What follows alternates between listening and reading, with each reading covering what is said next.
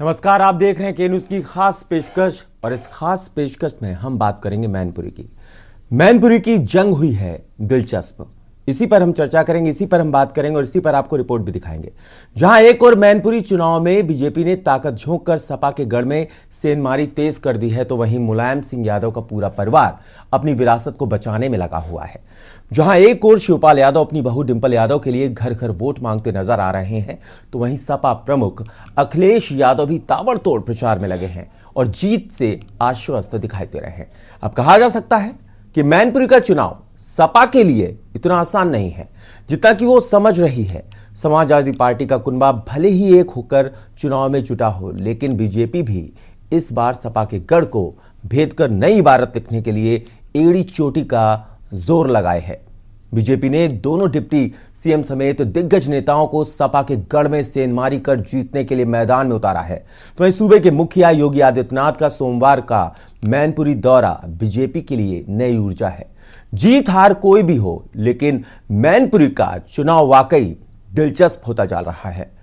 शुरू में अपनी जीत से आश्वस्त सपा के माथे पर भी बल दिखाई देने लगे, जिसका कारण साफ है, बीजेपी के दिग्गजों की सेंधमारी और पूरी क्षमता से चुनाव में ताकत झोंकना।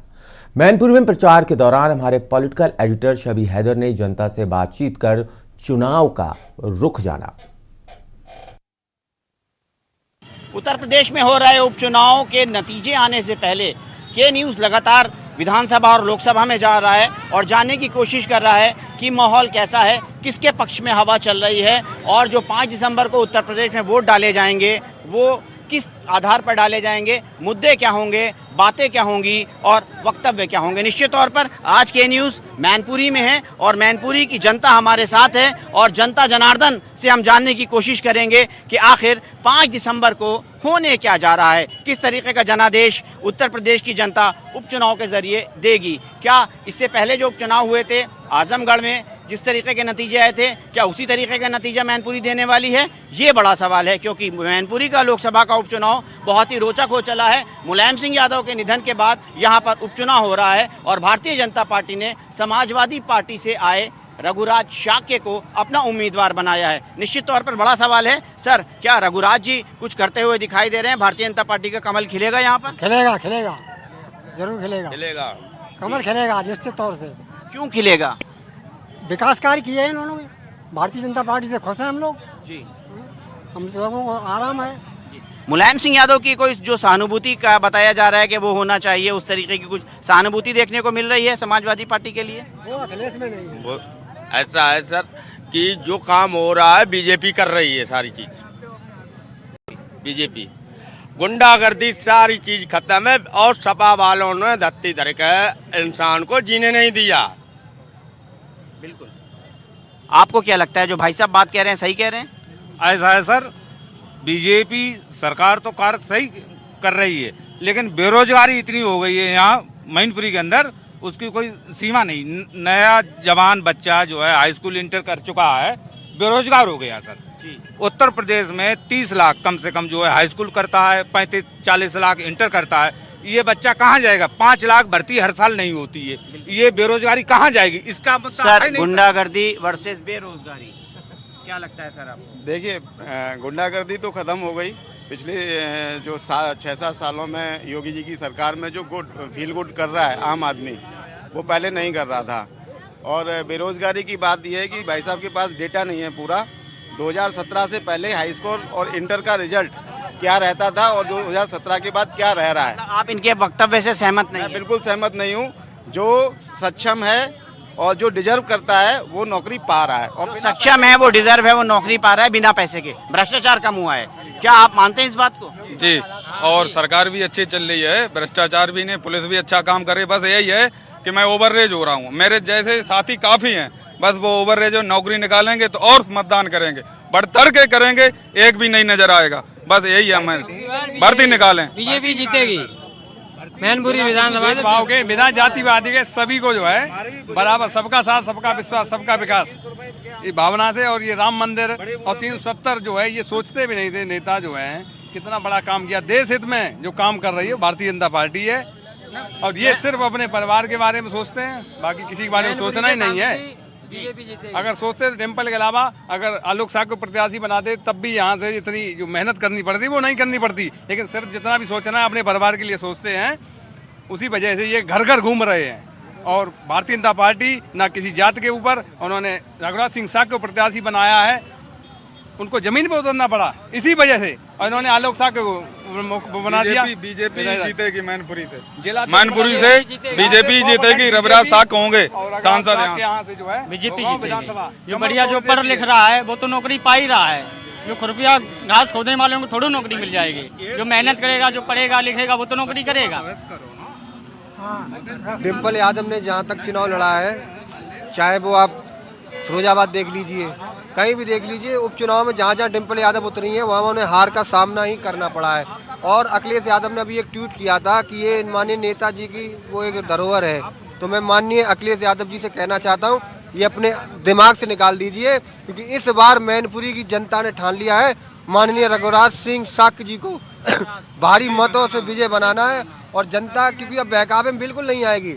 जनता जो पहले बहकावे में आती थी, कभी भी आपने देखा होगा उपचुनाव कोई भी हुए, माननीय अखिलेश यादव लखनऊ से सीधे मैनपुरी आते तो मैनपुरी से सीधे सैंपई से सीधे, और आज घर घर जा रहे हैं। क्या वजह है? जनता के बीच, चूंकि उन्होंने खुद अपनी हार को स्वीकार कर लिया है, इसलिए तो घर घर हमारे भोगांव में घर घर घूम रहे हैं। जहाँ आज तक अखिलेश यादव, डिम्पल यादव कभी भी भोगांव की जनता नहीं देखा था, आज वो घर घर भटक रहे हैं। वो इसलिए क्योंकि उन्हें हार का डर लग रहा है।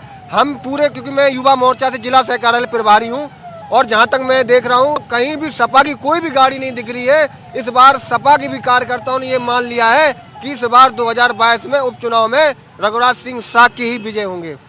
रघुराज सिंह साक्य ही विजय होंगे। रघुराज शाक्य, रघुराज साक्य जीतेंगे, भारतीय जनता पार्टी जीतेगी, इनको मोह से पे ही भेज देंगे बराबर।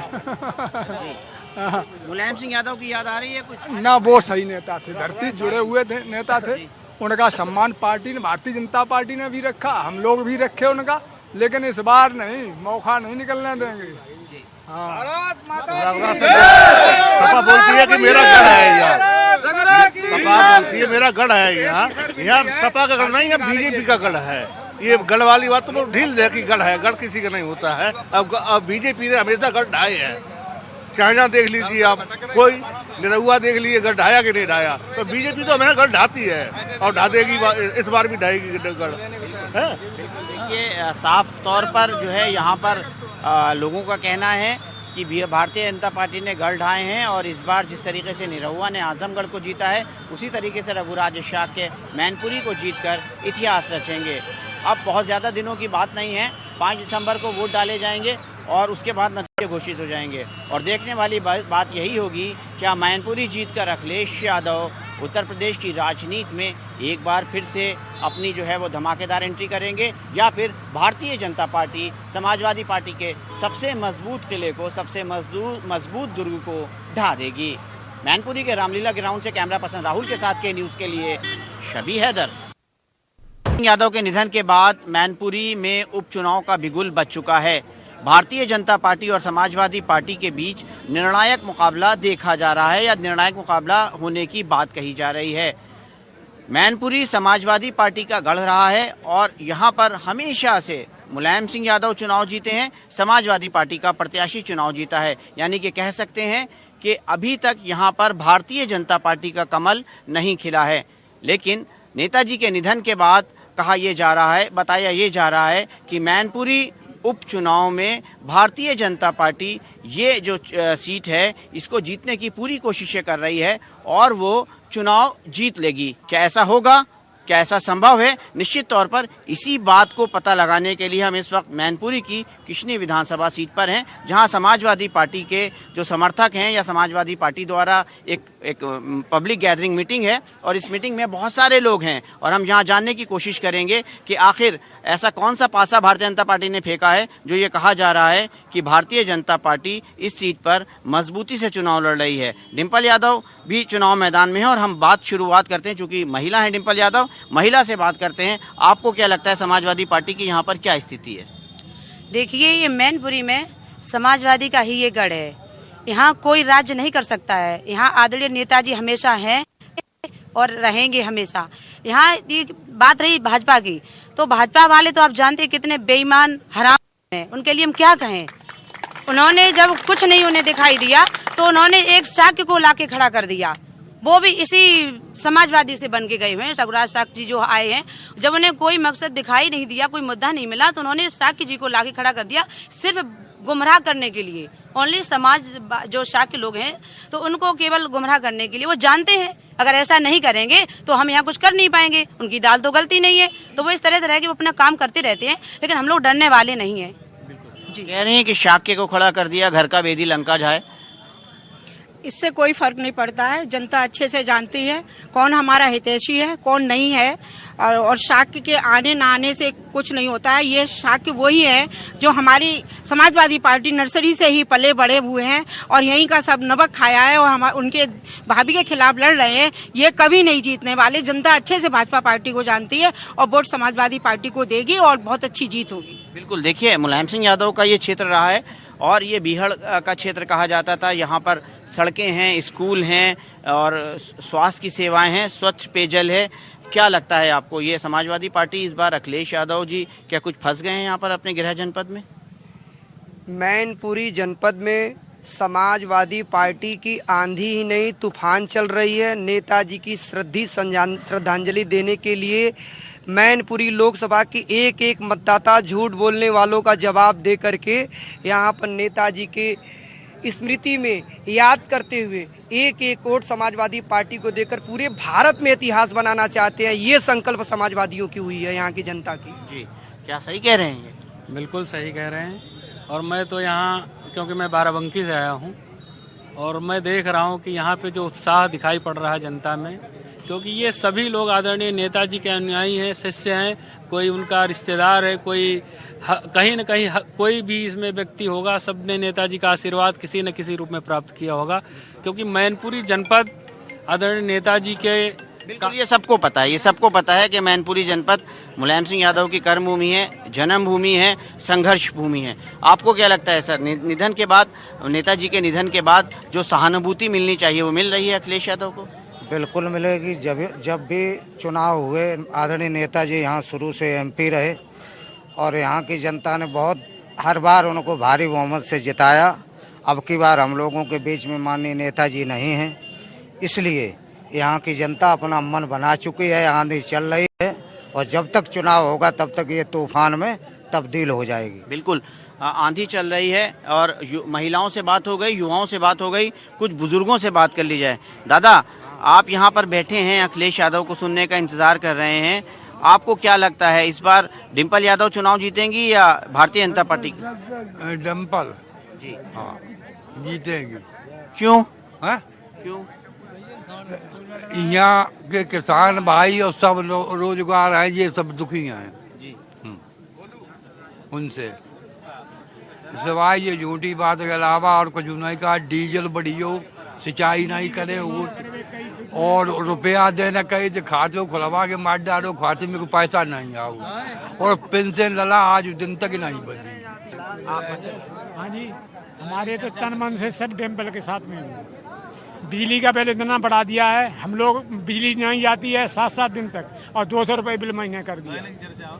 और गाय को तो है ही साहब, घर में पड़ने वाले ऊसर में डाल दिया, ऊसर में मौज लो, घर में नहीं रहने देगी भारतीय जनता पार्टी। देखिए, भारतीय जनता पार्टी को लेकर लोगों की अपनी अलग अलग मुख्तलिफ राय नज़र आ रही है। बिजली की बात कर रहे हैं, पानी की बात कर रहे हैं, और यहाँ पर कम से कम चूँकि हो सकता है ये यहाँ पर सभा है और समाजवादी पार्टी के लोग हैं, और ये समाजवादी पार्टी के साथ जो एक फ्रैक्शन की बात थी कि साहब समाजवादी पार्टी का वोट डिवाइड हो रहा है या समाजवादी का वोट बट रहा है, ऐसा कम से कम यहाँ किशनी विधानसभा सीट पर देखने को नहीं मिल रहा है। मैनपुरी लोकसभा के किशनी विधानसभा क्षेत्र में कैमरा पर्सन राहुल के साथ के न्यूज़ के लिए शबी हैदर। तो मैनपुरी की जो जंग है वो दिलचस्प हो चली है। यहाँ छोटा सा ब्रेक ले रहे हैं, लेकिन ब्रेक के उस पार हमारे पॉलिटिकल एडिटर शबी हैदर हमारे साथ जुड़ेंगे, उनसे जानने की कोशिश करेंगी आखिरकार क्या है वहाँ की और ज़्यादा ज़मीनी हकीकत। छोटा सा ब्रेक।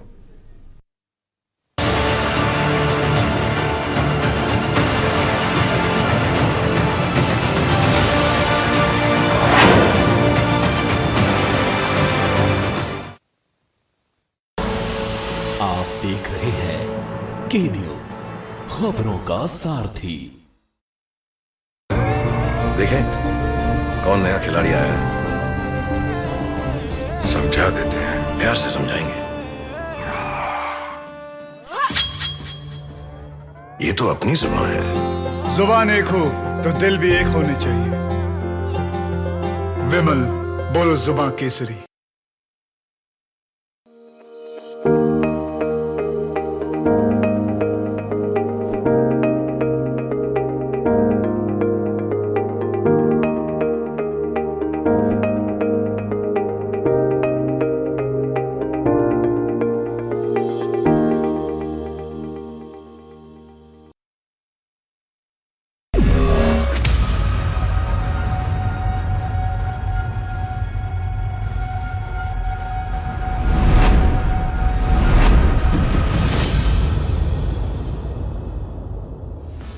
आइए नए उत्तर प्रदेश की क्षमता और असीमित अवसरों से सफलता की नई कहानी लिखें। यूपी ग्लोबल इन्वेस्टर्स समिट 10 से 12 फरवरी 2023। नए भारत के ग्रोथ इंजन उत्तर प्रदेश में निवेश करें। गोल्डी हिंग का तड़का लगे तो सभी दबा के खाते हैं। गोल्डी हिंग कण कण में जान। देखें कौन नया खिलाड़ी आया है, समझा देते हैं, प्यार से समझाएंगे। ये तो अपनी जुबान है। जुबान एक हो तो दिल भी एक होने चाहिए। विमल, बोलो जुबान केसरी। आप देख रहे हैं के न्यूज, खबरों का सारथी।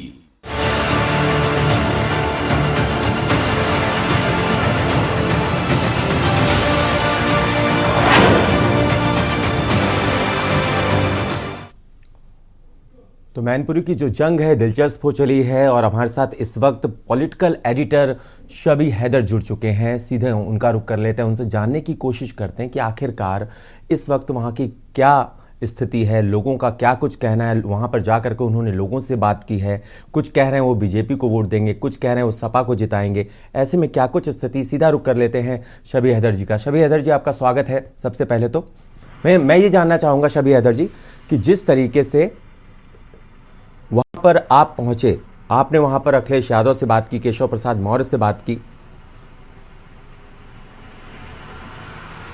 आपने क्या कुछ वहां पर देखा?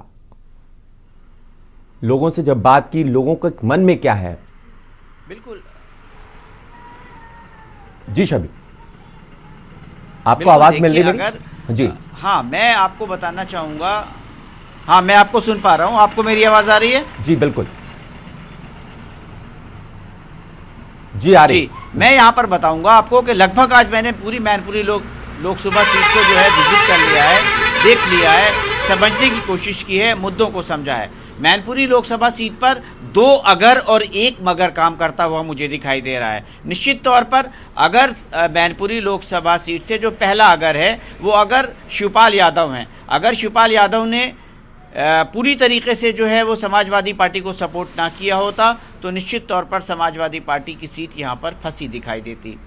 एक और अगर है, और वो अगर ये है कि अगर समाजवादी पार्टी ने डिम्पल यादव को यहाँ पर चुनाव मैदान में ना उतारा होता तो निश्चित तौर के ऊपर समाजवादी पार्टी के लिए मुश्किल हो सकती थी। ये बिल्कुल जनता की नब्ज़ है और जनता का जो मन में है वो ये 2 अगर चल रहे थे। और एक मगर ये है कि मगर ऐसा दोनों का कारणों पे नहीं हुआ, इस वजह से जो सहानुभूति है और जो दूसरी सारी चीज़ें हैं वो कहीं ना कहीं फ़िलहाल डिम्पल यादव के पक्ष में जाती हुई दिखाई दे रही हैं। अखिलेश यादव मेहनत कर रहे हैं और निश्चित तौर पर आज जिस तरीके से केशव प्रसाद मौर्य ने एक नए नारे को यहाँ पर गढ़ा कि भारतीय जनता पार्टी की कुछ ऐसी हवा चली कि अखिलेश यादव घूम रहे हैं गली गली, तो ऐसा 14-14, 15-15 छोटी छोटी सभाएं कर रहे हैं, लोगों से मिल रहे हैं, लोगों के साथ जा रहे हैं। डिम्पल यादव रोड शो कर रहे हैं, शिवपाल यादव नुक्कड़ सभाएं कर रहे हैं, तेज प्रताप यादव, धर्मेंद्र यादव का भी अपना अपना काम बटा हुआ है। तो कह सकते हैं कि जो समाजवादी पार्टी के सितारे हैं जो समाजवादी पार्टी के बड़े नेता हैं वो सब इस वक्त धरातल पर हैं, ज़मीन पर हैं, और उनको कहीं ना कहीं इस बात का एहसास है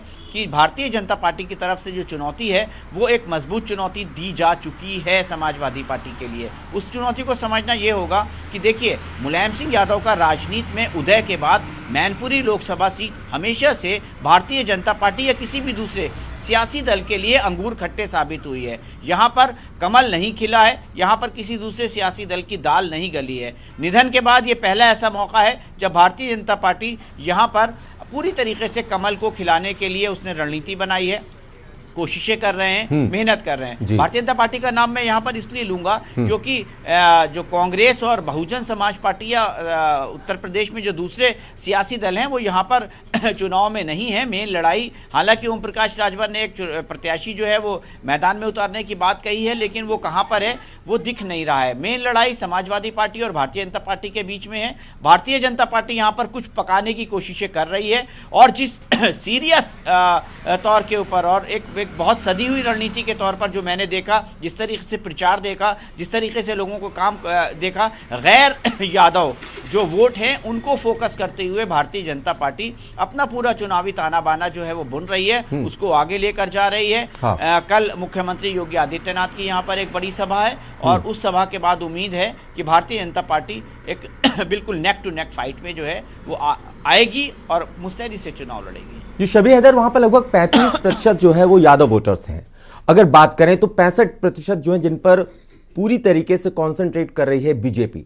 लेकिन वहां पर जो मुद्दे हैं उनका जिक्र जब आप लोगों से बात कर रहे थे, कुछ लोग नजर आए कहते ये कि वहां पर बेरोजगारी का मुद्दा है। किसान कह रहे थे उनके पास जो पैसे बोले गए वो उनके अकाउंट में नहीं आ रहे हैं।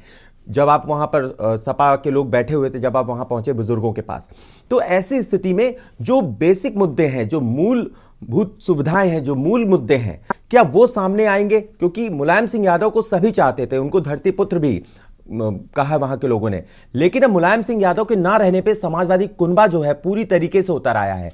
इसकी जरूरत शायद इसलिए पड़ी है क्योंकि अब ये साख की सीट बन गई है, सहानुभूति के वोट जरूर मिलेंगे। बिल्कुल, देखिए, जो जिन आपने बेसिक मुद्दों की बात की, मुद्दों की बात ज़रूर होती है चुनावी प्लेटफॉर्म से, चैट शो में और कन्वर्सेशन में, लेकिन जिस वक्त वोट पोल होता है, जिस वक्त लोग घरों से निकलकर वोट डालने जाते हैं, क्या उस वक्त उनके सामने वो मुद्दे होते हैं? बात ज़रूर बेरोज़गारी पर होती है, लेकिन पोलिंग के वक्त क्या कोई बेरोज़गारी पर सोचता है? बात जरूर जो है वो दूसरी सारी समस्याओं पर होती है, लेकिन क्या पोलिंग के वक्त उन सारी समस्याओं को वोटर अपने मन में रखता है? ये बड़ा सवाल होगा। चूंकि ये एक हाई प्रोफाइल सीट है, मुलायम सिंह यादव के निधन के बाद यहाँ चुनाव हो रहा है, तो निश्चित तौर के ऊपर यहाँ पर साफ तौर पर जो है वो चुनाव दो भागों में बटा हुआ दिखाई दे रहा है। मुलायम सिंह यादव और मुलायम सिंह यादव के विरोधी, यानी कि समाजवादी पार्टी जो है वो मुलायम सिंह यादव का काम है, मुलायम सिंह यादव की बनाई सड़कें हैं, उनके बनाए हुए स्कूल हैं, उनके द्वारा दी गई जो सुविधाएं हैं, उनको सामने रखकर और सच्ची श्रद्धांजलि के तौर के ऊपर अखिलेश यादव कह रहे हैं कि नेताजी को अगर सच्ची श्रद्धांजलि देना है तो साहब डिम्पल यादव को चुनाव जिता दीजिए। वहीं भारतीय जनता पार्टी की जो रणनीति है वो ये कह रही है कि यहाँ पर हमेशा से जो है वो मुलायम सिंह यादव जीतते आए हैं, यादव जो हैं वो जीतते आए हैं। जबकि अगर हम देखें यहाँ पर तो ठीक है, यादव का एक बहुत बड़ा जो है वो यहाँ पर वोट बैंक है, और अब जो पूरा चुनाव है यादव और नॉन यादव के बीच में भारतीय जनता पार्टी इसको बांटने की कोशिश कर रही है। शाक्य एक बहुत अच्छी तादाद में यहाँ पर हैं, जिस बरादरी से भारतीय जनता पार्टी ने अपना प्रत्याशी दिया है। इसके अलावा अगर हम अगली जातियों की बात करें, ठाकुर जाति की बात करें या और दूसरी सारी नॉन यादव की बात करें, मुसलमान एक बहुत अच्छी खासी ठीक ठाक संख्या में इस सीट पर हैं। और मैंने आज एक चीज़ देखी जिसको मैं एक रिपोर्ट तैयार कर रहा हूं, अभी मैं जाऊंगा उसके पर काम करूंगा, तब पुख्ता तौर पर कुछ कहने के जो है वो स्थिति में होऊंगा। लेकिन शायद मुझे ऐसा एहसास हो रहा है कि मुसलमान भी भारतीय जनता पार्टी के साथ, जिस बूथ पर मेरे पास इनपुट है या जिस बूथ पर मैं गया था, तो जहां पर भारतीय जनता पार्टी को मुस्लिम बस्ती से 60 और 70 वोट मिला करते थे, पिछले चुनाव में वहां पे 750 वोट मिले थे। भारतीय जनता पार्टी ऐसे वोटों को, ऐसे बूथों को चिन्हित करके वहां पर काम कर रही है। और जब आज हम वहां पर पहुंचे थे तो वहां पर भारतीय जनता पार्टी के कई कद्दावर लोग काम करते हुए दिखाई दिए। तो क्या भारतीय जनता पार्टी एक बहुत बेस पर, एक जो बहुत बारीक चीज़ है उस पर काम कर रही है? अगर हम भारतीय जनता पार्टी साफ तौर पर दिखाई दे रहा है यादव और नॉन यादव पॉलिटिक्स के जरिए मैनपुरी चुनाव के ऊपर एक अपनी मजबूत पकड़ बनाने की कोशिश कर रही है। देखना यही होगा कि जो भारतीय जनता पार्टी की रणनीति है, क्या रघुराज शाक्य उस जो पूरी रणनीति का एक बड़ा चेहरा बन सकते हैं या बन पा रहे हैं, क्योंकि यहाँ पर रघुराज शाक्य को भी देखना होगा। बहुत सारे लोग उन्हें समाजवादी और समाजवादी पार्टी के प्रत्याशी या समाजवादी चेहरे के तौर पर देख रहे हैं, जबकि वो भारतीय जनता पार्टी से चुनाव लड़ रहे हैं। शाक्य क्या उनके साथ खड़ा हुआ दिखाई दे रहा है, क्योंकि आलोक शाक्य को समाजवादी पार्टी ने अपना यहाँ का जिला अध्यक्ष घोषित कर दिया है। तो कुल मिलाकर अगर वोटिंग के दिन मुद्दों पर बात होगी, जाति पर बात होगी और दूसरे किसी मुद्दे पर बात होगी, तो निश्चित तौर के ऊपर भारतीय जनता पार्टी यहाँ पर जो है वो चुनाव लड़ती हुई, चुनाव में फाइट करती हुई दिखाई देगी। लेकिन अगर वोटिंग के दिन यहाँ पर बात मुलायम सिंह यादव को होगी, सच्ची श्रद्धांजलि पर होगी, सहानुभूति पर होगी, अखिलेश यादव के पॉलिटिकल कैरियर पर होगी, तो निश्चित तौर पर समाजवादी पार्टी यहाँ पर एज लेती हुई दिखाई देगी। क्योंकि जो शिवपाल यादव हैं वो साफ तौर के ऊपर समाजवादी पार्टी के पक्ष में न सिर्फ मेहनत कर रहे हैं, बल्कि उनका काम जो है यहाँ पर दिखाई दे रहा है। जसवंत नगर विधानसभा एक ऐसी विधानसभा सीट है जहाँ से समाजवादी पार्टी या मुलायम सिंह यादव जी जब पिछला आखिरी चुनाव लड़े थे तो भी जसवंत नगर सीट की जो उनकी बढ़त थी वो उस बढ़त ने ही उनको जीत की दहलीज तक पहुँचाया था। तो अखिलेश यादव भी इस बात को आज कहते हुए दिखाई दिए कि चाचा की जो विधानसभा सीट है वहाँ से हम ज़्यादा वोटों से जीत कर आने की कोशिश करेंगे। तो जसवंत नगर विधानसभा सीट एक बहुत बड़ा कारण, एक बहुत बड़ा पावर, एक बहुत बड़ा जो रीढ़ की हड्डी हम कहते हैं, वो समाजवादी पार्टी के लिए बनती हुई दिखाई दे रही है। डिंपल यादव महिलाओं के बीच में काम कर रही हैं और अगर महिलाओं ने डिंपल यादव को सपोर्ट किया तो वो भी उनको प्लस होता हुआ दिखाई दे रहा है। लेकिन फिर मैं ये बात कहूंगा कि मैनपुरी में सीधे तौर पर यादव और नॉन यादव के बीच की जो पॉलिटिक्स है वो यहाँ पर जो है मुझे होती हुई दिखाई दे रही है। बिल्कुल शबी, आपका शुक्रिया हमसे जुड़ने के लिए और इस पर तमाम जानकारी देने के लिए। आप लगातार नज़र बनाए रखिए। बड़ा ही दिलचस्प मुकाबला हो चला है मैनपुरी का और ऐसे में देखना ये होगा कि बीजेपी क्या सेंधमारी कर पाती है। आपका बहुत बहुत शुक्रिया हमसे जुड़ने के लिए और इस पर तमाम जानकारी देने के लिए। यहाँ रुक रहे हैं छोटे से ब्रेक के लिए, जल्द होंगे हाजिर। आप देखते रहिए के न्यूज़ इंडिया।